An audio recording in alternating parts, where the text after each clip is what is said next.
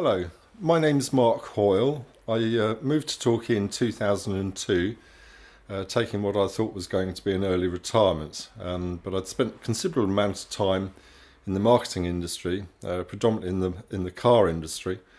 And as a gay man, I realised that whilst there was an awful lot of advertising directed at straight men and straight women, the gay community was by and large overlooked.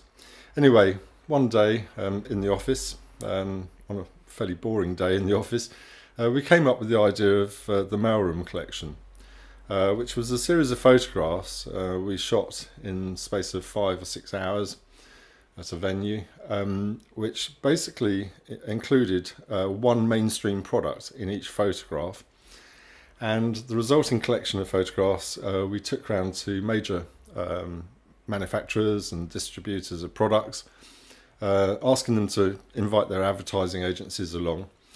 And we presented the photographs and asked everybody that was present to look at the photograph, read the little description underneath the photograph, and state what the product was.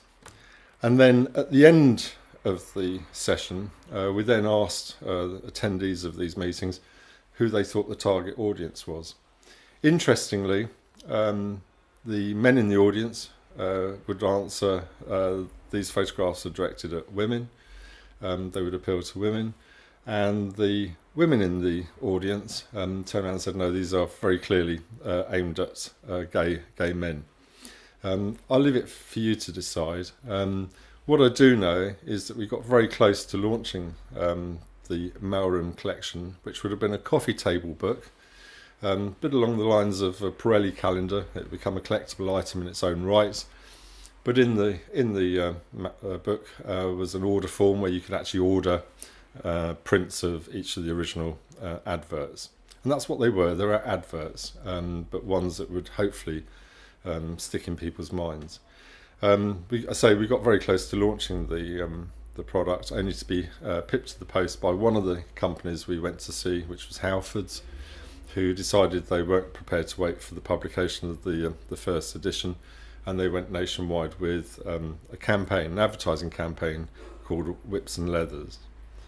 Leathers and Chains actually it was called, which was a young man in rubber gear on a mountain bike, clearly lifted from the concept that we'd actually taken out and shown various companies.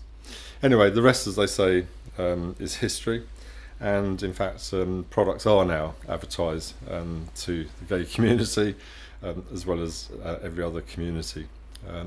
Anyway, I hope you enjoy looking at the photographs. They are a little bit controversial, and hence the warning. But hopefully you'll go away and think, yes, I have seen where this has influenced advertising over the past 20 years. Anyway, thank you for taking the opportunity to look at the photographs.